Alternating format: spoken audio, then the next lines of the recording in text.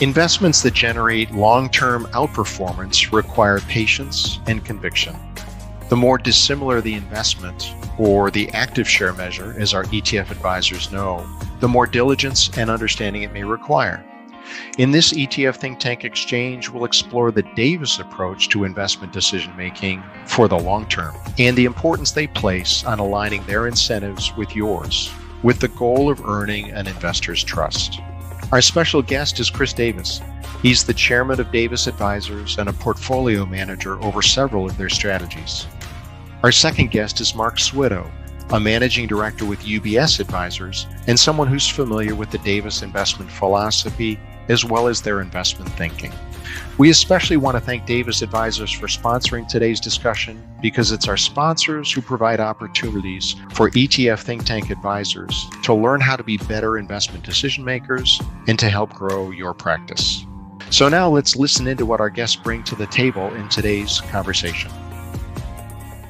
So Chris Davis, thank you for being a part of the ETF Think Tank. And Mark Switow, also thank you for joining us here. Chris Davis is of Davis Advisors, which has been around since 1969. And I think you're frankly a credit to your grandfather who established the company and created a great culture at that firm. I'm always amazed as an investor in some of your solutions, as I like to call them, how you've built this wonderful culture at the firm to think long term, right? We all are so subject to short term thinking, and ultimately, I think that leads to mistakes.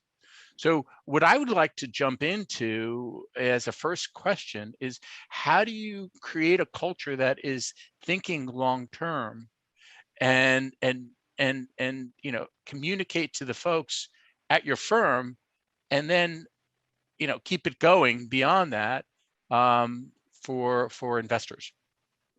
Well, Dan, it's a great question, and it's an unusual question, and yet it's so central to our thinking. If you think first, rather than think about our firm, if you think about the sort of businesses that we want to invest in. So when we're doing research as analysts, as portfolio managers, we're studying businesses, we're thinking about buying and owning that business in perpetuity. So we're looking and calculating the value of that business as if we bought the whole thing, and the earnings and cash that it generates becomes our return. In the same way, if you bought a piece of commercial real estate for $100 million and it was generating, $8 million a year of profits, you'd think of an 8% return if that grew to 12 million, 15, and so on. So when we think about that long-term time horizon as investors, we think a lot about culture, because as investors in public equities, we're delegating to management the decisions about reinvesting capital. And so we're looking for people that have a partnership mindset with their shareholders. And if they start taking short-term routes, that will end up hurting shortcuts, that will end up hurting us in the long term. So similarly with our firm, we have this mindset of if we want to build generational wealth, how do we build a culture that has that orientation? And just like with public companies that we invest in, we start with incentives, right? We want to be owner operators. We want to invest in owner operators. We want to be owner operators. And that doesn't mean owning the management company. It means investing in the funds alongside our clients. And that is, I think, the most important difference in our mindset. If we have, over $2 billion, our family, our employees invested alongside our clients in the funds, it means we do a lot better from 10% better performance than 10% more assets under management. And therefore, when we make investment decisions, we're really thinking about the investment return rather than the marketing pitch. And I think that helps maintain, if we have all of the incentives aligned towards long-term investment results instead of what short-term investment fads or what might sell or appeal to the market at any given time, I think that's a big determinant. And of course, the last thing I'd say about it is, really having the luxury to be able to choose your colleagues. It's a huge advantage in life to admire the people you work with. And so we know when we go through our performance cycle, we're just coming into it, we do it each year. The first criteria we evaluate every member of the team on is culture. Second is contribution. Third is ability. And so we start with that idea, are these people that we would trust with our own assets? Because of course, that's what we're doing when we have a member of the investment team join us. So that trustworthiness, that integrity, that work ethic, that passion, the competitiveness, all of those things, we want to be part of our culture. And Very a lot nice, of Chris. and a lot of those folks have been with you for 15, 20, 25 years. Yeah, I think our average tenure on the team is something like 18 years, which is an amazing thing. I think the average industry experience is about 22 years. And it is an amazing thing to admire and really care about the people you work with is a great luxury. Whenever people are starting out in career and they're looking for career advice, I always remind them of the old saying, people don't quit their job, they quit their boss. And when you're in college, the favorite courses you took were not determined by subject. They were determined by the professor. You know, people could look back on their life and say, God, I loved chemistry and I hated biology. And I promise you, it wasn't the subject matter that made you love it. It was the professor. And so I always said to my kids when they were in college, ask your friends who their favorite professor was and take that course, whatever subject it is. And I think that's very true about a work environment, especially when you're in a professional firm. I mean, you think about UBS, you think about your firm. I mean, when you're in a professional firm, you're providing a service to a client. The asset is not something that's on a balance sheet. The asset is something that goes up and down in the elevator. And so, you know, the firms over time are determined by the quality of people. And if you end up with a bunch of mercenaries versus patriots, it's not a durable business model. And so I feel that is one of the great advantages. Couple thoughts. So let's start with culture at Davis Funds. And it's not necessarily because Chris is on here. It is the focus of our conversation today. But Chris and his firm stick out in a positive way. Being distinctively different cannot be always positive, but it is in this case. And what I lead with when I am positioning the Davis funds into our portfolio with our clients is the unique difference of they've got skin in the game. You know, there are some very worthy competitors of Davis that win positions and slots in our portfolios. But I can't say that, you know, the biggest fund out there the family is third generation running it. I can't say that they have a large percentage of their assets that are in the same positions side by side with me. And I didn't think about it until Chris said just a minute ago, the culture there is it's better to have a 10% return than 10% more assets. And the math certainly works better if you have those kind of funds in there. So that's a very positive, distinct difference in Davis funds. And Davis, what I've seen, and Chris just reiterated that, there are more buyers than renters of stocks. Now, we have special situations in our portfolio that we carve out. It could be as little as 3 to 5%, as much as 15%, that we're more of a renter of some names. But the core of our portfolios and the nucleus are positions that we have with managers like the Davis Fund and their culture. You know, I want to pick up on one thing that's interesting, because the other anomaly is that if you were to get a group of investment managers together and say, I'll give you two different scenarios. Scenario one is the market compounds at 15% and you compound at 14%. And scenario two is the market compounds at 2% and you compound at 3%. A lot of investment managers would choose the second one because they'd say, with that relative outperformance, I can really grow my firm. No client on earth would choose the second one, right? They would all say, we would much rather grow 14%, even if we're under the market. So I also think there's this second anomaly that you get when people are investing somebody else's money, is they only think about the relative game and they forget that the real client aspiration is building wealth over a long period of time in order to accomplish some goal. That's an absolute goal, not a relative goal, right? They can't pay for their retirement with relative results. They need absolute wealth building. And I think that also keeps us a little bit out of the short-term game. But I'm really grateful for what you say, Mark. Thank you. Chris, let me just, on the heels of that, tell you guys a 60-second or less story that I'll never forget. I was in New York. It was 15 plus years ago. I happened to be in one of the rooms where truly everybody was smarter than me, and I knew I was in the right room. And a billionaire gets up in front of everybody who has his own group of funds. And he said, relative is a fool's game, and here's why. He goes, I once had, before I started my own firm, someone managing our money who came in and said, hey, great news. The markets are down 8 and you're only down 5. And I've responded to him, this was the gentleman saying this, so what you're telling me is you're losing my money slower than everybody else. Relative performance works great and is the topic of conversation. As Chris said, when markets are up 15 and they waggle their finger at you and say, you're only up 14. But when it's down 8, they don't want to hear that you're only down X. Yeah, I think that's spot on. And let's be honest about something, right? If you just want the S&P 500 return, it costs you nothing. And there's no added value in doing that by a financial advisor. So switching a little bit, Chris, you did something early that was maybe perhaps a little controversial, which was launching ETFs, right? And they're fully transparent. I'm gonna bounce this question back and forth between the two of you. How did you reach that conclusion? What were the benefits, to the firm in doing that? And then, Mark, are you looking at both ETFs as well as mutual funds? So Chris, you go first.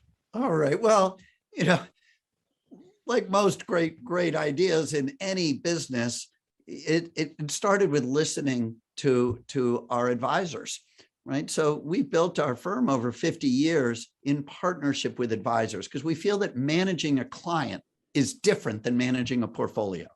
It takes a different skill set. It takes a different personality type. It takes a different level of patience. And so we've always felt that in partnership with advisors, we're dealing with professionals. We speak the same language. And then advisors are, in a sense, dealing with how do they manage the client behavior? How do they tamp down the greed in bull markets and stop them from wanting to pile into the hot .com stocks in 99 or some of the hot ones today? They have to tamp down greed. And then they also have to give courage and fortitude when clients are terrified, right? So behavior modification is the most central part of the value that an advisor adds. And it's one of the reasons that I don't worry as much about things like robo-advising. I feel like so much of it is based on that ability to connect, to build trust, and to modify the behavior to stop. The rule number one in a business is, hey, give the customer what he wants. Give the customer what she wants. In a profession, it's you are providing a service to a client, and you sometimes are telling the client exactly what they don't want to hear. In fact, if I go to my doctor and my doctor tells me what I want to hear, he's going to say, oh, drink as much as you want. Don't worry about the exercising, But of course, the doctor is a professional. So they have to tell me things that I don't always want to hear. They have to try to modify my behavior. That's the nature of the advisor portfolio manager relationship. And so we had a bunch of advisors come to us and say, hey, ETFs really are helpful for a lot of my clients. They're helpful. I love the ease of transactions. I love the transparency. I like some of the tax efficiency in different environments. And could you guys offer your services as an ETF? And my first reaction was, I thought that was just for indexes. Well, if you look through at the indexes, there are a lot of indexes that have higher turnover than we have, right? In other words, we have an investment style that is particularly suited to an actively managed ETF because we are by and large cap. We have relatively low turnover. We have relatively low fees and expenses, so we don't have to worry about fee arbitrage. And we have a culture of transparency. Because we built our practice with advisors, we want advisors to know what we own so that they can ask questions, so they can look through and say, hey, I'm nervous about this name, or tell me how this worked out the way that it did. So we've had a culture of transparency for 50 years. And so as we looked into it, we said, well, we're going to offer these up. We offered our core services, the areas of the market where we felt the most excited. We put our own money into those ETFs, and then we expected everybody to follow. And instead, there were sort of crickets. Time went by, months, years, and nobody else, no true sort of long-term proven active managers were offering fully transparent traditional ETFs. And we were surprised. But now, after 4 or 5 years, it does seem now like that others are moving that way. And we're gratified by that, because we think it's actually good for the category of ETFs to have real active management in there. And some of the firms coming in are firms that we do admire. And so we think that's very legitimizing for the category. Mark? Let's think how I could start this. It's like someone says, do you like value or growth? And I say, yes. You want the cracked crab or the lobster? Take both. With Davis as an example, true confessional, we sort of fell backwards into the ETFs. And how did we do that? Well, with mutual fund accounting, that if there are distributions, you can make money in a fund yet have a tax loss. And so we didn't want to exit Davis for even a wash sale, during the 31-day wash sale period. And the gentleman that covers us through Davis says, well, let me introduce you to ETFs. This was, I don't know how many years ago, but it was. And so we said, okay, and we looked at the two of them side by side.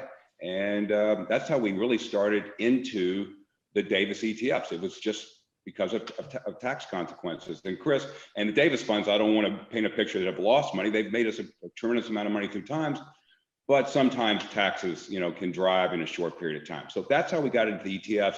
There was a misnomer when I first started in the industry 37 years ago, and that is you can call them wealthy, but rich people they thought mutual funds were beneath them. That was for people of lesser amounts that couldn't afford to diversify. And ETFs somewhat resonate with richer people, wealthier, whatever you want to call them, more so. So I am product ambivalent, or neutral. I don't care. I mean, I pitch, here's the positioning. Which one do you want? They ask me which one I want most of the time, and we put in a blend of both. Mark, it's such a powerful point, because one of the things that we determined here a long time ago was that if we're in partnership with advisors, we want to offer our services in whatever vehicle works for the end client that the advisor is serving. And so in the very early days, actually, before we even offered mutual funds, we were an institutional separate account manager with very fancy clients, big pension and endowments and big foundations and so on.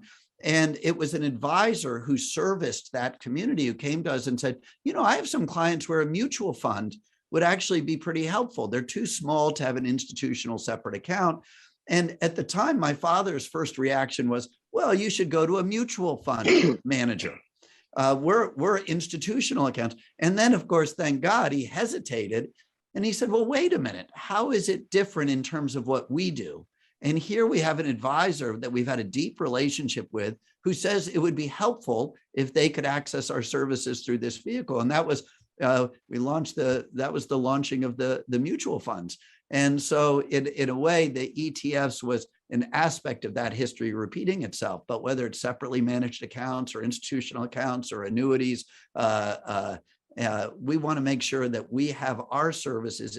If an advisor wants our services, we want to make sure we have it in whatever vehicle works for the end client. So Chris, when I was listening to you describe why your strategies are uniquely suited for ETFs, there's one that, I'm not going to tease you here, but I think you left out, which is high active share, right? I see this all the time from advisors right now. They don't want to buy another broad-based international fund or global fund or another S&P clone. They want to augment that. They want to bring in something. And that high active share doesn't exist in very many ETFs, especially when you get to international. I know the radical transparency that you have, all those things, open up the conversation. But at the end of the day, your portfolio looks like nothing else. Like when we comp it, there's nothing with even like 20% overlap. Well, you're absolutely right. It actually goes back to a very old piece of common sense, which is you can't do what everybody else does and expect a different result. And so, we build the portfolios by the ground up, but that selectivity is really a defining characteristic. And you're right, it's especially true outside the US. I mean, outside the US, active managers have an opportunity to add so much value. And I think traditional ETF investors who had very little choice, I could be an emerging markets fund, I could be in an international global, what they tend to be doing is owning a huge amount of stocks with a lot of huge mediocrity in it. And the reason there's so much mediocrity, especially internationally, is because a lot of the biggest companies, when you go outside of the US, almost every major economy was socialized at some point in its history. And the result is that in almost every market, the largest companies are companies that were once state-owned or state-controlled. And we started the conversation with Dan on the subject of culture. That is a great example of a cultural foundation that is rotten. You don't have accountability. You don't have that entrepreneurial snap. You don't have that vision of a founder and that sense of accountability and responsibility. So the largest utilities, the largest energy companies, often the largest media companies, the largest consumer products. I mean, you can go, whether you're in France or Italy or whether you're in Asia, it's amazing how many, or South America, how many of the largest companies in the index have these really culturally, this sort of rotten foundation. So being selective globally and internationally lets us put together a portfolio that is sort of amazing because they don't look anything like the index, and yet they have a higher growth rate and a lower valuation. We always say that's like a value investor's dream, where you're not paying a penalty for buying discounted assets. You're actually getting premium companies at a discounted price, but it just looks nothing like the index. So I want to go to Mark with the same kind of question. So when we look at these kinds of ETFs, what Davis is doing with your 4 funds in the ETF space, we compare you to a benchmark, right? The broad-based basic ones. And then we calculate how different you are from that, and then the difference in fee. We call that smart cost. Any of you out there that want to access the ETF think tank tools to see the smart cost, it's a great way to isolate it. To that end, we find most of the advisors we work with use your funds as a satellite, meaning they have their broad-based beta, and then they want to augment that with a transparent, active, very high active share fund. I'm curious, Mark, is that similar to how you use it, or is there a different approach to how you look at these funds? Good question, Michael. As you were asking that, I'm almost thinking through that in a lot of our portfolios that Davis and 1 or 2 others are more of a core than a satellite. And in our portfolios, very agnostic. We have a slice that is going to be an individually managed equity portfolio. I don't pick the stocks. Remember, I'm not the asset manager, but we have portfolios that are individual. And we've got our core funds, and then we have our satellites, and we have our special situations out there. So I think that the Davis-like sort of borderline crossing over from core to satellite with us. That's why we love having, I love it. I love that each idea can have the audience in a different way. So it's very interesting. I think, Dan, it's time to talk about something that has been, let's see, is it a headwind or a tailwind? It's definitely a headwind, something that's been a headache for this year. So Dan, you want to take it away? Yeah, so Chris, I'm going to ask the question in maybe a little bit of a bifurcated way. China, right? We recently saw Charlie Munger do something that was really kind of a surprise to many of us, right? Where he doubled up through an entity that, frankly, I wasn't familiar with. So talk to us a little bit about China. And if you have any insights on how he did it through the entity that he did, that would be great. And if you could throw a little Berkshire in there, that would be also great because, well, you know that firm very well.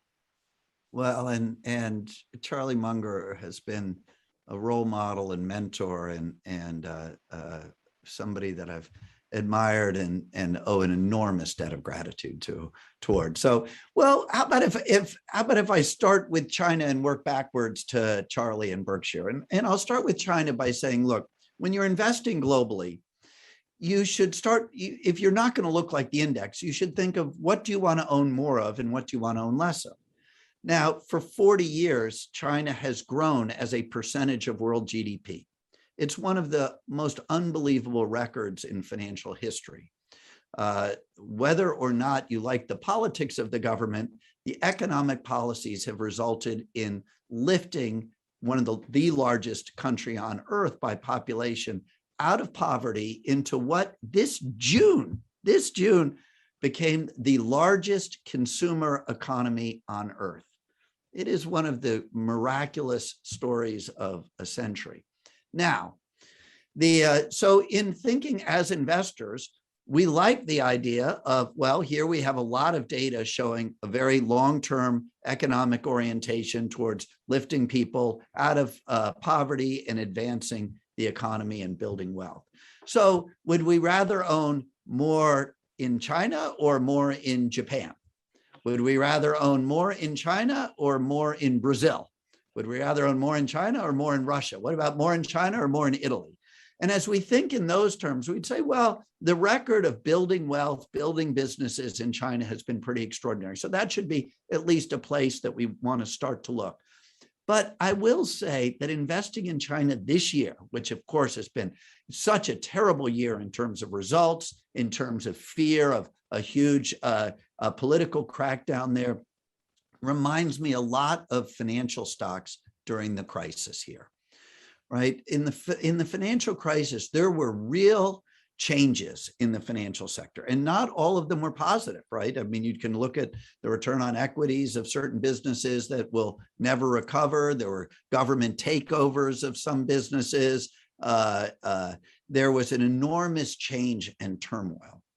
And as we came out of that, there was a sort of a sense that people just didn't want to look at that financial sector for a long time. And yet, there was an enormous amount of value there if you were willing to look through the awful headlines, through the volatility. And I would say investing in China this year, we're cognizant of some of the changes in the risk landscape, but we also have enormous data that China, and I wouldn't want to take the other side of the bet that China will be a larger percentage of the global economy 5 years and 10 years from now than it is today. It would be hard for me to take that bet. So we start now. Within that, we want to be highly selective. We want to do our best to avoid the worst regulatory risk. We have not always been successful doing that, but I like the way our portfolio is positioned currently. And so I'll start with that as sort of a background on China. Now we have 70% of our portfolio that's not involved in that, but we think that if you wanted to start with an area where you're getting a lot of earnings for very little market cap, John Templeton always used to say, people always ask me, what looks good? What looks good to invest? And he would say, that's the wrong question. Ask what looks bad. And then where are people afraid? And then look through there and see if you can see a rationale for investing through it. And the financial services during the financial crisis, the look through was we still think the financial services sector of our economy is going to be relevant and profitable over a long period of time. Can we run a Geiger counter over this debris and figure out where that durability and resilience is going to manifest? And I think China is exactly like that. Now, I actually think it represents a very controversial, very unsettling area, but I think it's where people should be spending time and attention. Now, Charlie.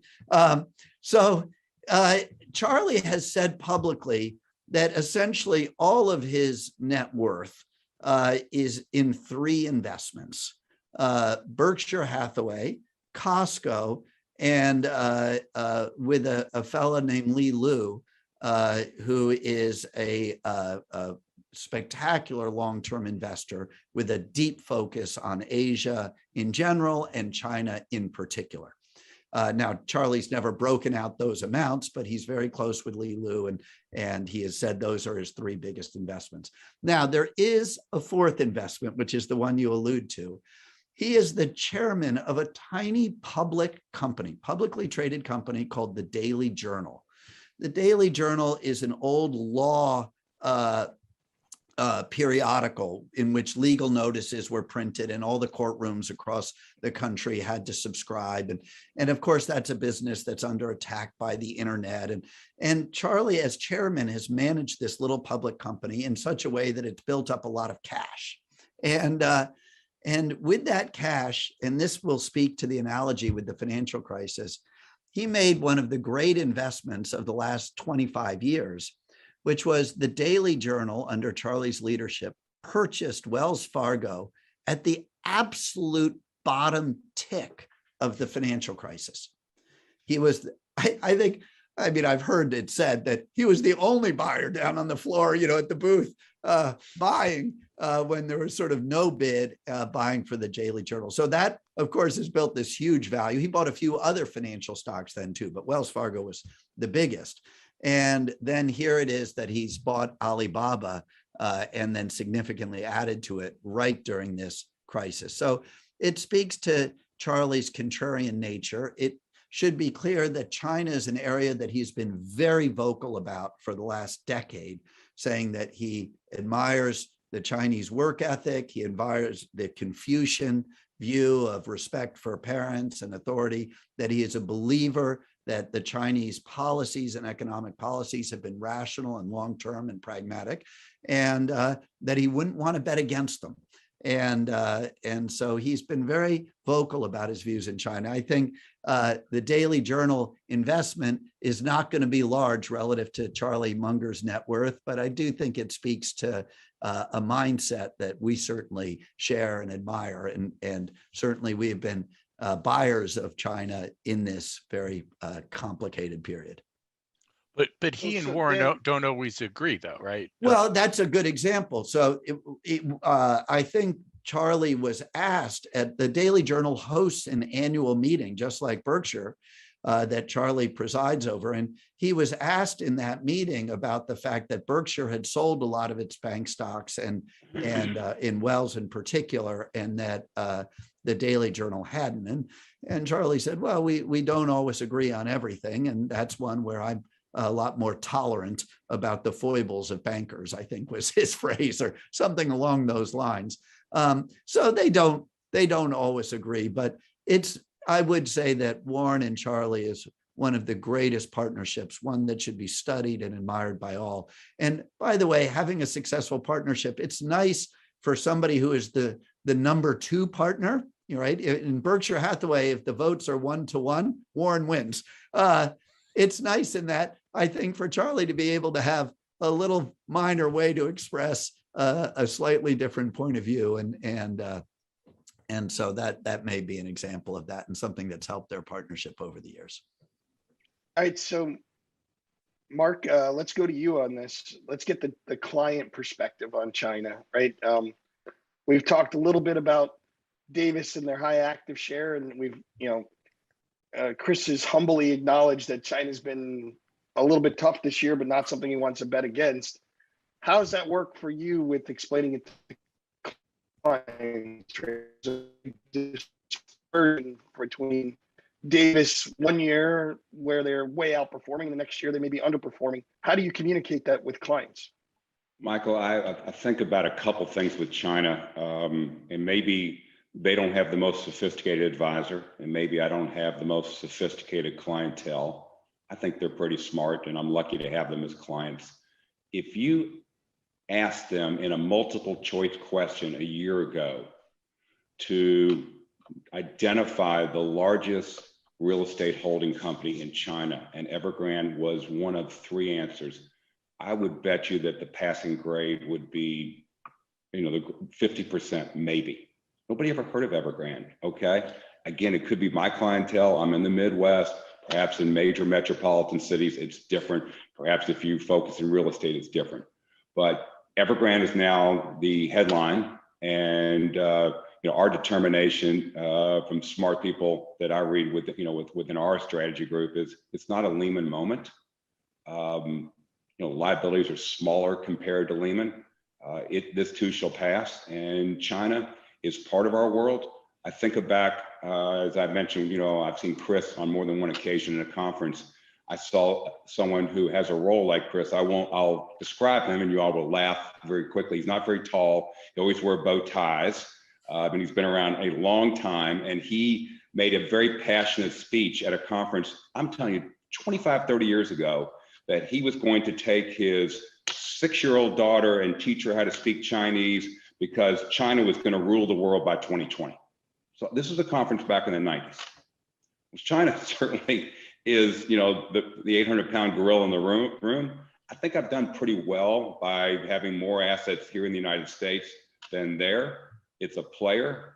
It's a part of our world. But Michael, it's not a topic of conversation. Our conversations are more, they're just more local than global. And along those lines, Mark, how do you handle the question with your clients regarding value versus growth?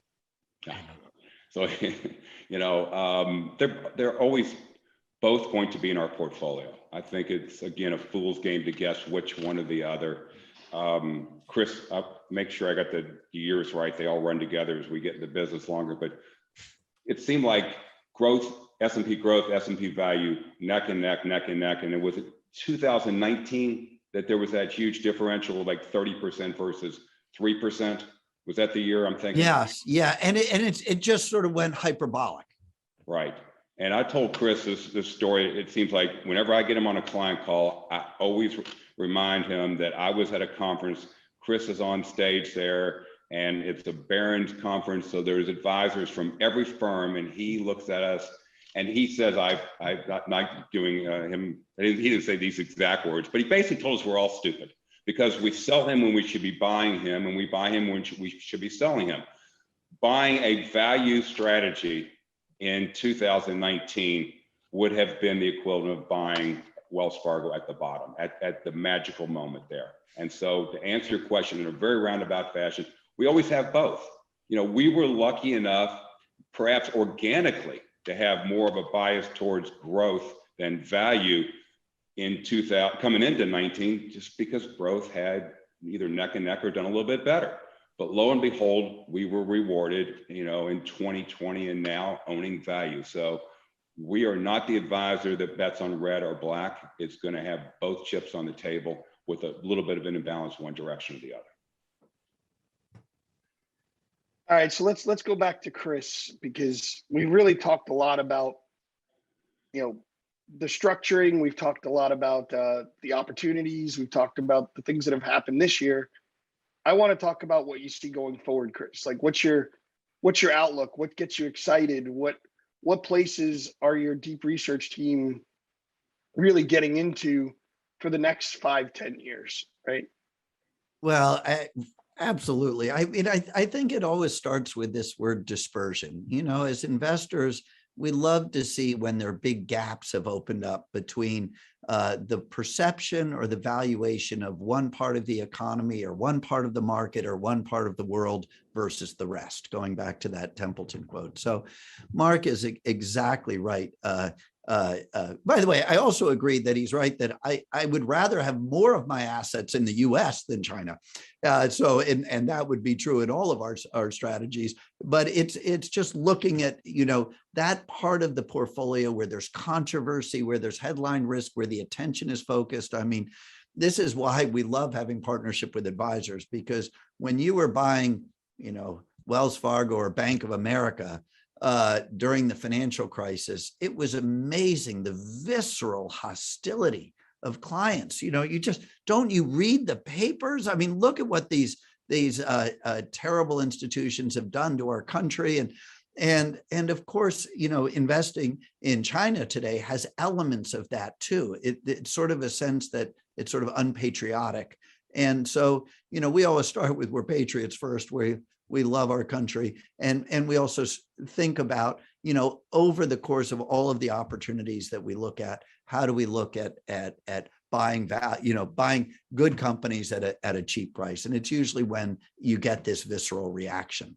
That's a good place to start looking. So let's talk about dispersion. So, Mark hit it hard. The value growth dispersion had been getting wider and wider over the last 3, 4, 5 years, and then it sort of blew out. So by August 31st, so call it the beginning of September this year, the value index over 5 years had compounded at 12% and the growth index at 23%.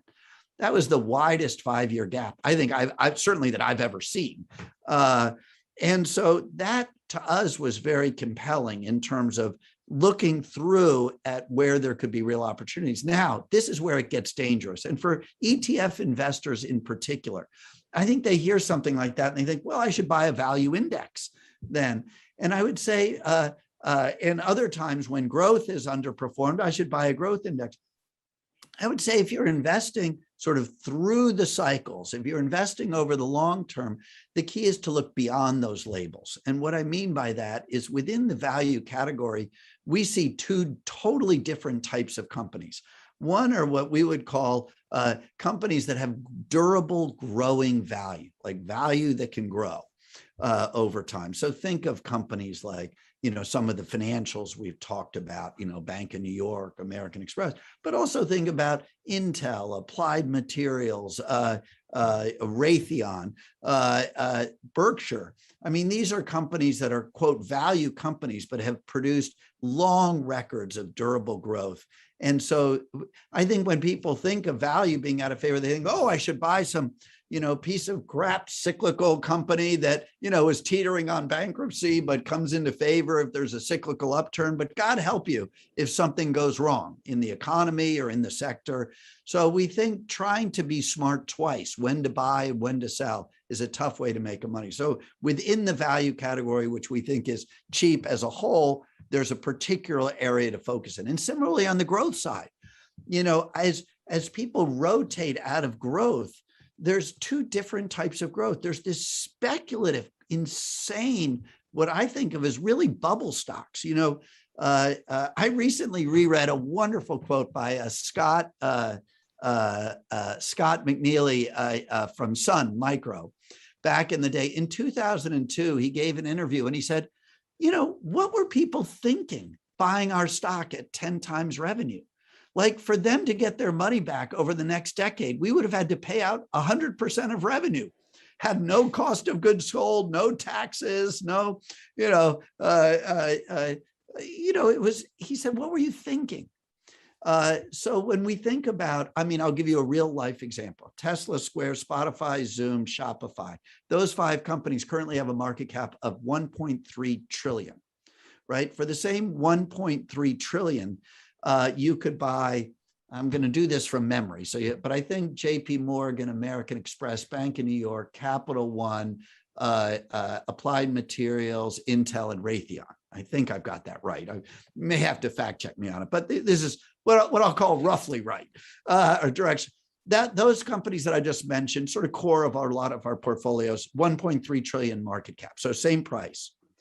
That first group of companies is currently generating about 9 billion of profit. So call it a 0.8% or so, 0.7% earnings yield. The second group of companies is generating collective profits of about 90 billion, 10 times as much.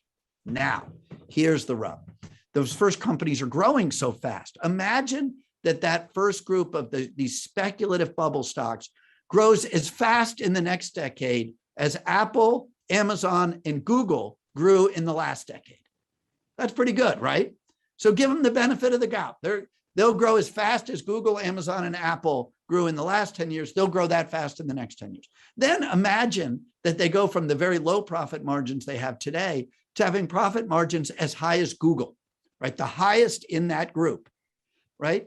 If you play that out over 10 years, now take our group of companies and say, instead, they only grow 5%, around half of what they grew in the last 10 years in terms of profits. Play that out over 10 years. After 10 years, our group of companies has generated in earnings the entire market cap, 1.3 trillion, and is still earning more annually than the speculative bubble companies, even with those assumptions. And those speculative bubble companies have cumulatively would have earned half as much, but even annually would still be earning less. So within the growth sector, there's this speculative, dangerous bubble stocks with a huge amount built in, but there's also Google, right? Facebook. I mean, these companies are trading in many cases at a discount to the market a couple of years out. So within growth, look for the blue chips, look for the durable growth, not the go-go high flyers, but the ones that can be compounding machines. So we think of undervalued growth or value that can grow as those are the real opportunities for the portfolio today. So Mark, coming to you about financials. Okay, I think Chris's definition of what a financial may be different than what your clients are thinking about what a financial company is. How do you handle that, perhaps? Because Chris talks about Berkshire Hathaway and insurance companies as being financials. Do you have to communicate to your clients what the opportunity is in regards to what a financial services company is? To a point, absolutely, because they hear financials and they think about JP Morgan, Bank of America, the names, Wells Fargo that Chris was speaking to. They don't necessarily think about Ameriprise, Goldman, Visa, others. It's banks that they think about in regards to financials. And you do have to take it a little bit deeper of a conversation when they think about, well, gee, if rates are so compressed right now, banks don't make any money. And my counter would be, well, when rates go up, spreads widen, they're not as compressed, they borrow at X, and then they're able to lend it out at X plus X plus X. Pretty good deal for the banks there. But to get them to think beyond that, it's not a challenge. It's just a little extra effort. And they think too much about just U.S. banks. And Chris's definition is very global. Yeah, There I mean, there are no banks outside the U.S. according to our clients. They definitely think U.S. banks. Although I will say, if you're going to own a bank outside the U.S., we always think you want to be very careful about that economy and that currency. Again, going back to the state-owned comments I made earlier, but so we're very selective in owning banks outside the U.S. I don't own any French banks or German banks or Italian banks, but I don't mind owning, the largest bank in Norway, the largest bank in Denmark, the largest bank in Singapore, one of the largest banks in Bermuda, high quality Swiss bank. Thanks, Chris. Those. I was going to ask you, what about a Swiss bank? So far, I've only owned the ones that are very narrowly focused. But I have to say, I mean, in all seriousness, UBS is one of the true global financials. There aren't really many. I mean, you couldn't say that about JP Morgan. JP Morgan is a wonderful company, but you wouldn't really think of it as a global company in the same way that UBS has really been a global company for generations, and it's part of the mindset and the ethos of that place. Chris, just as we wrap up, where should people go to learn more about Davis and Davis funds and all the research that you folks have out there? Well, I think we have a good website. Of course, I'm biased. But, we try to, as part of our culture, put out a lot of things that will be of interest to advisors, whether or not they're our clients. We just want to have information out there about behavior, about, the behavioral economics piece, but also about where we see opportunities. We like that culture of transparency and that building a relationship over a long time. So I hope you'll come just to look at the resources and the materials that they are not very promotional, but they're very information rich, and I hope that'll be helpful. Wonderful. And Mr. Switow, we always like to end on a high note by highlighting a charity. We always ask our advisor to bring one. So Mark, what's the charity you would like our audience to learn about today and to hopefully donate to? Well, thanks for that opportunity. And it's funny, when I submitted this name, I do sit on a board of a foundation that has over $300 million, of which we give away. It's beautiful because we don't ever solicit or really even take any contributions or donations. It's the most fun board I've ever sat on, because all you do is give money away. So I think if that executive director hears me talk about this and I say, why didn't you talk about the one you sit on? I chose to pick a really the microcap of microcap charities, and it's right here in hometown. I stumbled upon it it's a mere 6 months ago. It's called the Delta Center. And the Delta Center is for troubled kids. And they do something really perhaps others do, but they've got this magnet in this neighborhood there. And the magnet being an amazing gymnasium that has been funded by a family that I would make the analogy that they've taken in one of the kids like the Blind Side story. And so they've given a terrific amount of money, tremendous amount of money to this. But what they do is they bring kids in, and upstairs in the gymnasium, they have different classrooms.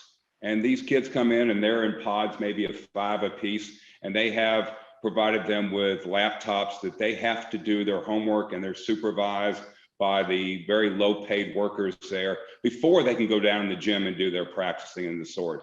So it's a magnet of like a lot of neighborhoods. It's, particularly in basketball world where I live, it's a gymnasium, but it's both boys and girls. And they are not allowed to do their love before they do what they have to do. And frankly, it's just very unique in that regard from what I've seen anywhere in my community.